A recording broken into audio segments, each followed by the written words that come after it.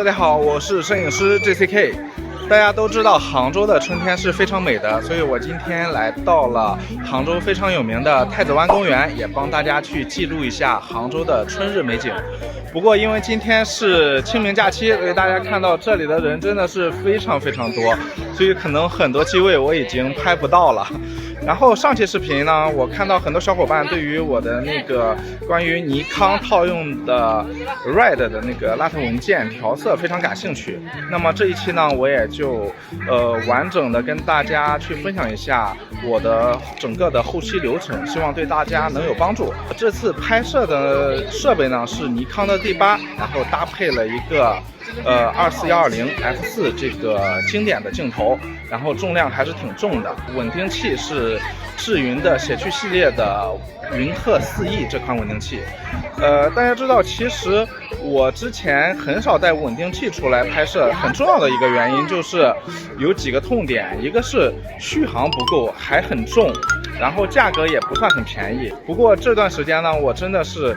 对于视频的拍摄是越来越感兴趣了。我在整个拍摄过程中都是用了云鹤4E 这款稳定器去帮我完成的。我觉得有4个点让我觉得这是一款非常值得给大家推荐的稳定器。第一点就是价格，因为智云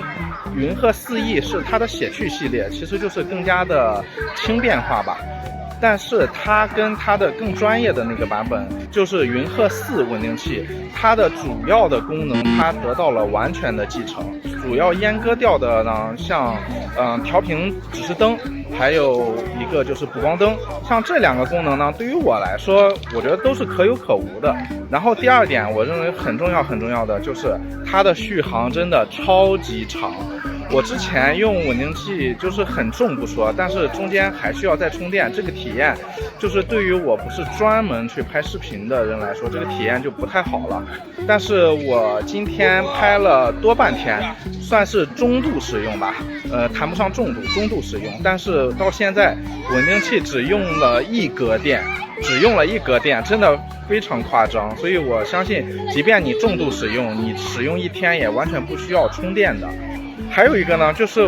它这次自带了一个万托，这是我第一次用这种产品啊，我以前从来没有用过带万托的稳定器。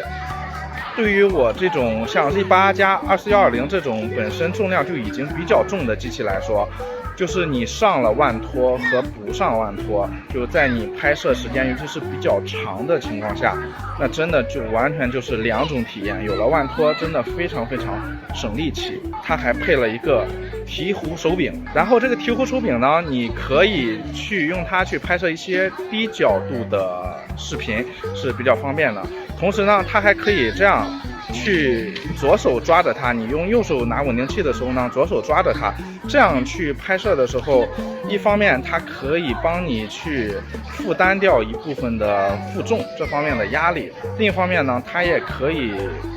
辅助你把画面整个拍的都比较的稳定吧。好了，我们说了这么多，现在我们看一下成片吧。我也会在成片之后跟大家分享我完整的调色过程。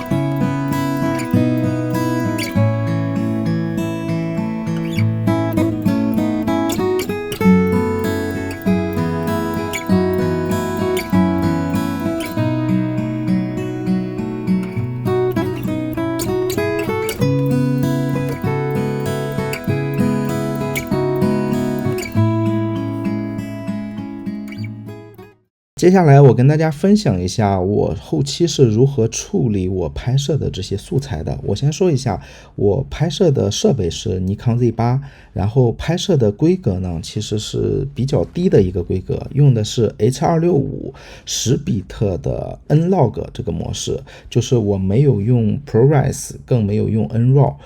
因为我认为绝大部分场景，就是除开那种光比特别大，或者说你要求精度很高的片子，我认为绝大部分场景，只要你的曝光是在正常的范围内，你用10比特的 H.265 N-Log 就足够你调出非常好的颜色了。然后我也翻了翻评论啊，因为好多朋友，因为他问我，请问这个 LUT 什么意思啊？包括有的 ZF 能用吗？然后这里 Z72 能用吗？我相信有很多小伙伴他可能还没有完完整整的做过这个视频的调色，所以请大家允许我这一期说的可能会慢一点，说的详细一点。然后我希望这一个视频能跟大家讲明白，就尼康的这个 N-Log 是如何做后期处理的。其实你学会了这一个思路，你用任何一家的相机其实也都是遵循这么一个流程。如果你觉得内容稍微有点多呢，你也可以去收藏起来，慢慢的去看。在开始教程之前呢，我也跟大家解释一个概念吧，就是1级调色和2级调色。因为很多小伙伴可能不太理解这个的概念，因为我看了上一期的弹幕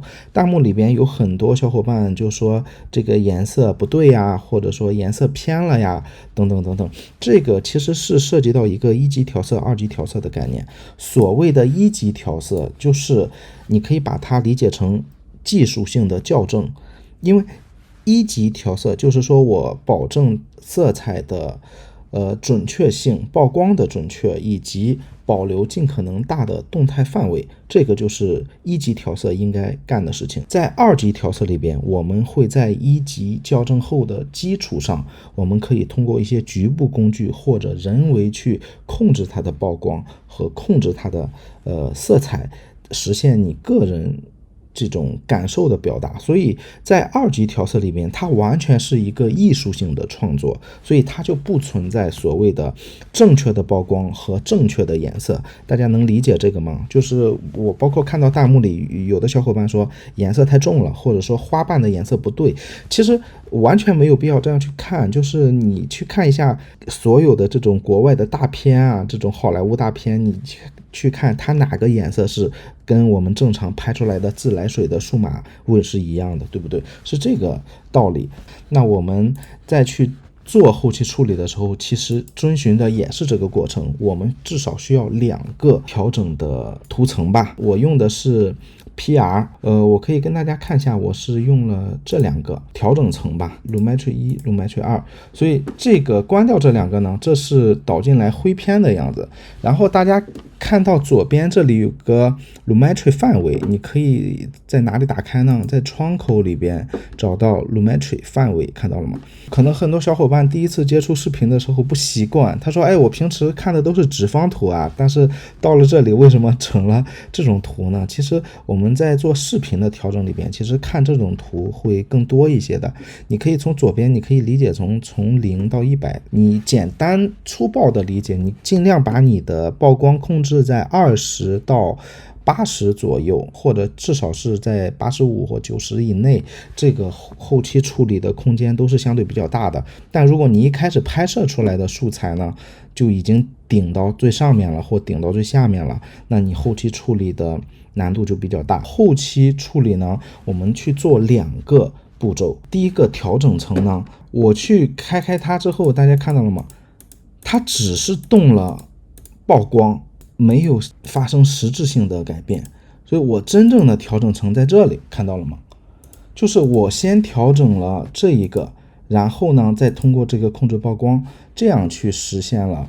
这张照片的调节。看一下左边，其实它也没有顶到最上面，就是顶到了最亮的地方，也就90，这个我认为是完全没有问题的。然后接着说，我们为什么要建2个调整层呢？这个如果你接触过达芬奇，你应该知道，其实达芬奇里面它是串行节点的概念，就是我建立第2个 Lumetri， 我要做的是什么呢？我把官方给的这个 log 模式，我们转换到我们日常常用的网页上常用的 Rec 709模式。我们是先把它的色彩转到我们正常的模式下，转到正常的模式下之后，大家就注意，你之前是 BT2020 的色彩空间，转过来之后，它就面临一个很大的问题，就是它调整的这个动态范围就窄了。如果你接着在这个基础上你去动它的曝光呢，你会发现它马上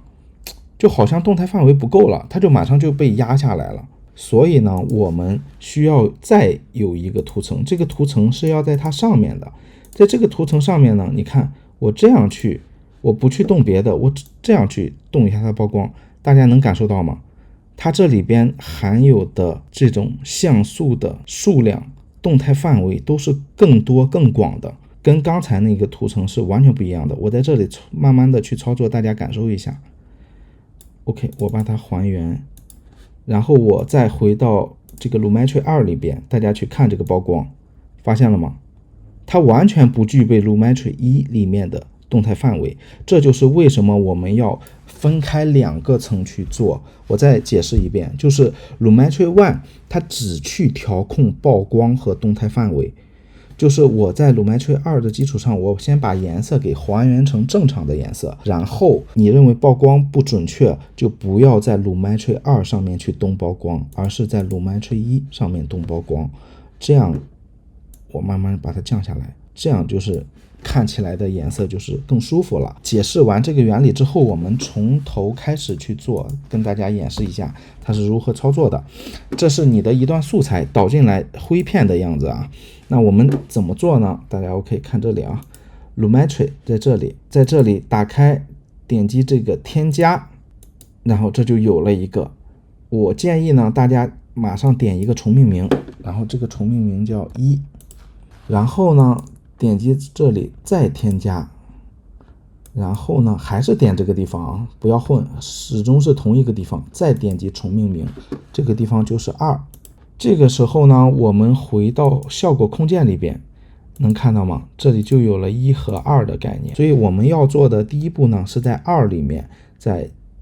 基本校正。你在这里操作也行，当然你觉得这个地方你不喜欢这个界面，你回到这里也可以，但是在这里一定要切换到2，不是1哦，点到2，然后点到基本校正。基本校正里边我们要做的这一步呢，点击浏览，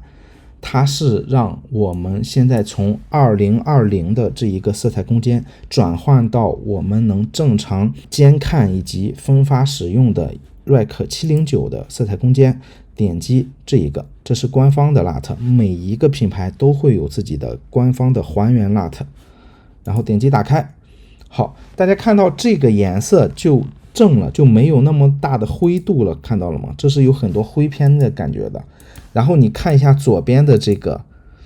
Lumetri 范围，也能感觉到动态范围一下给拉伸了，对不对？亮的也多了，暗的也多了。现在它唯一的问题就是太爆了，我们刚才说过了，我们调整曝光，我们回到1，在这里点击1，对不对？我在这里拉回曝光，看到 OK， 这一步就已经调整完了。是不是很简单？是不是很简单？在 Lumetri 2里边，我做完基础校正，你如果还想让它的颜色更加的有风格化，那我们一般会做什么？我们再进来一个 LUT。这里很多小伙伴就会晕了，为什么你有2个 LUT， 而且在不同的地方去套？就是大家记住，在基本校正里边，它做的是一个色彩空间的转换，它让你拍的视频的 log 素材，看到了吗？ nlog 素材转成了709，这个是一定要在基本校正里边的输入 LUT 里边去做的。